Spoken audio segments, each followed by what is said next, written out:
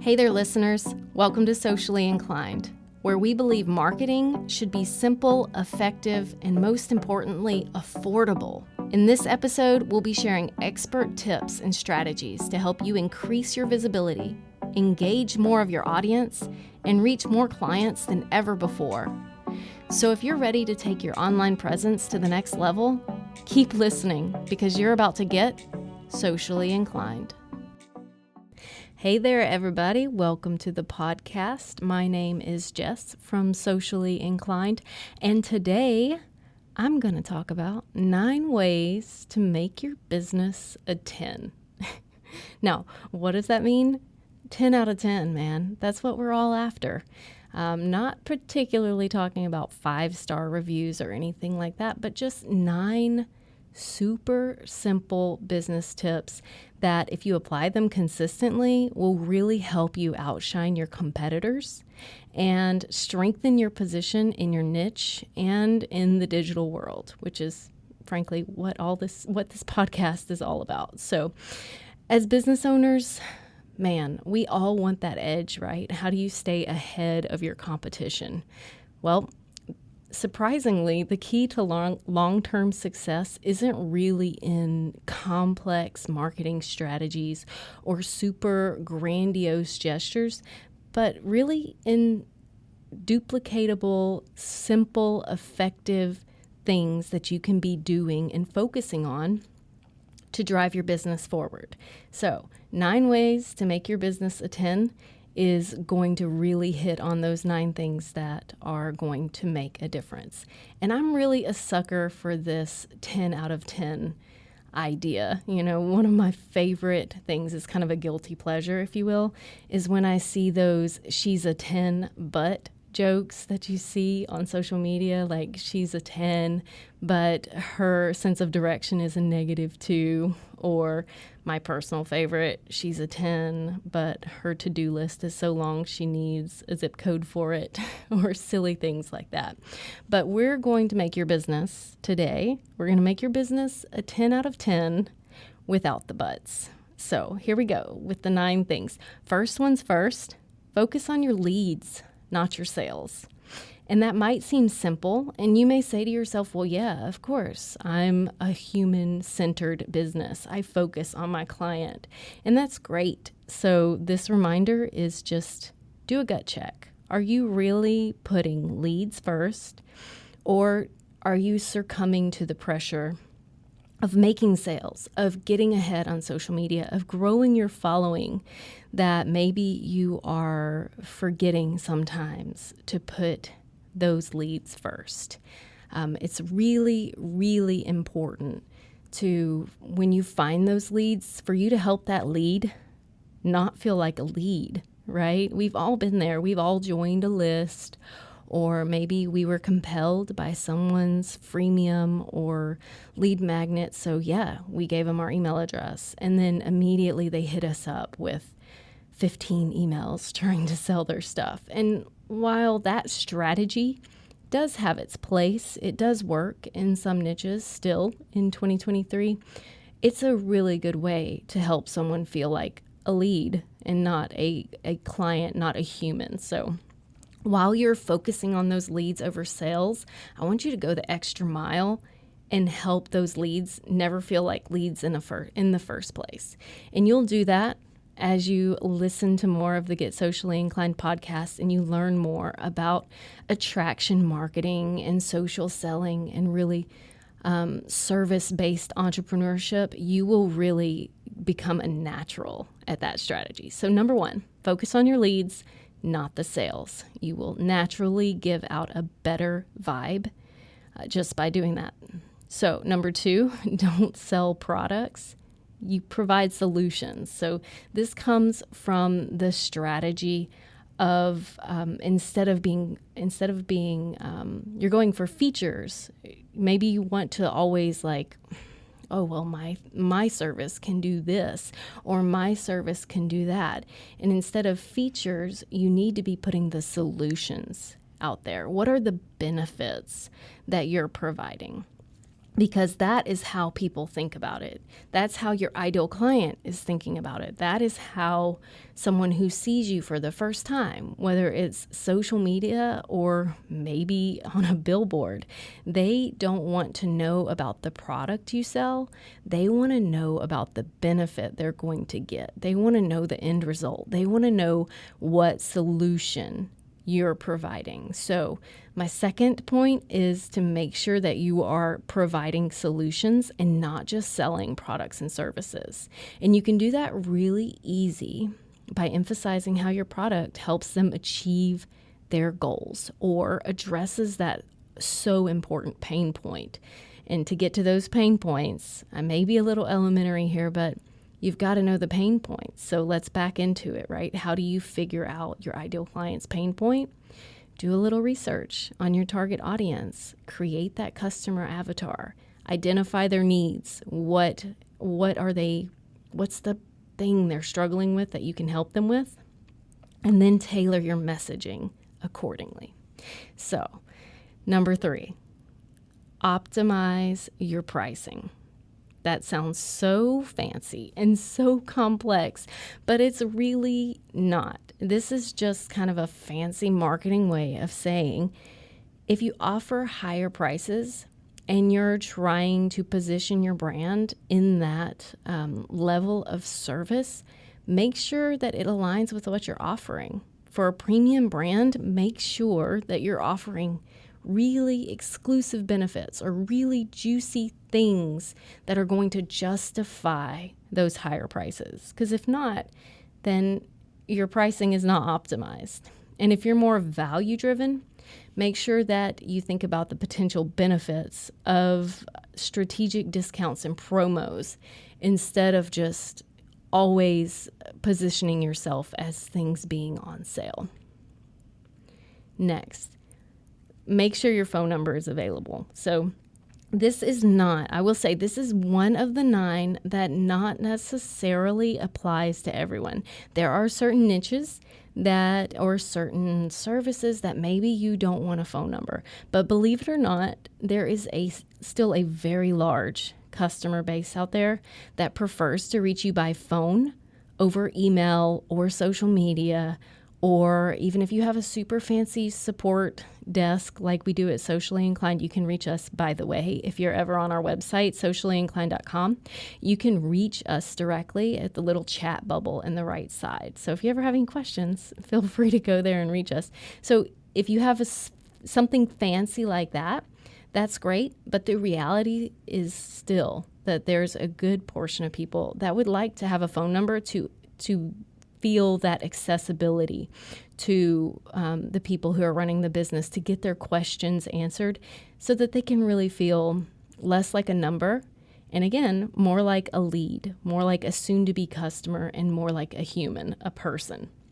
So consider adding a phone number if it's at all possible. If it's not, if it's out of your wheelhouse, okay, fine. Then this podcast is 8 ways to make your business a 10.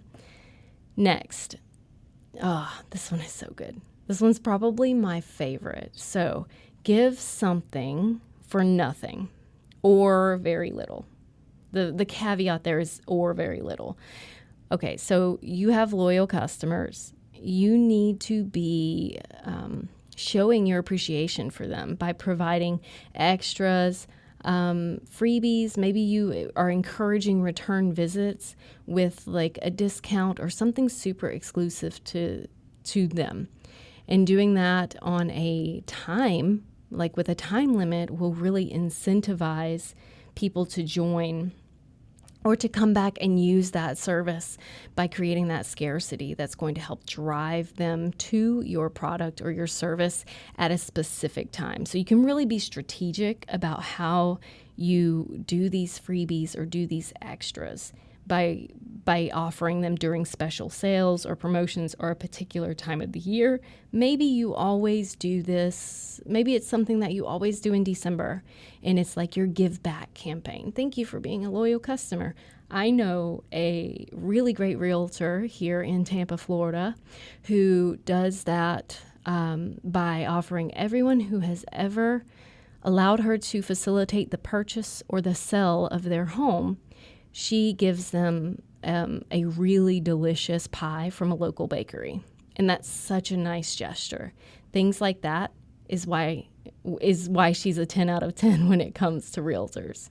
So make sure that you are really leading with value. And that will, like I kind of alluded to earlier, the longer you stay plugged into the Get Socially Inclined podcast, the more you're going to learn about how to do things like this naturally to where it becomes second nature. Next, speaking of service, you want to support your local community. So this same realtor actually had not in my mind planned to talk about her in this podcast, but this same realtor here in Tampa, she also runs every year, twice a year. She does some charities and some things that really help show that she's a part of the community. She does one at the start of the school year that is collecting supplies for classrooms, for teachers. It's a big initiative. So think about whether you're probably not a realtor. If you are, that's great. It's a great idea. Give back to your community. But think about what in your niche, how you could give back to the community that would really help get your name out there. Obviously, it's not just about that. Supporting initiatives is good in general. We all want to create a better world for our family, for our kids if we have them, or just for humanity. So make sure that you're really plugged into that and you're allowing your business to serve. It not only reflects positively on your business, but it can also help you build strong relationships and get a really loyal customer base from doing those small, they don't have to be huge, small ways to support your local community. Next, we're not socially inclined for nothing. So next, use social media wisely. And I've kind of lost count. I think this is number 6. So we have a few more to go. Use social media wisely.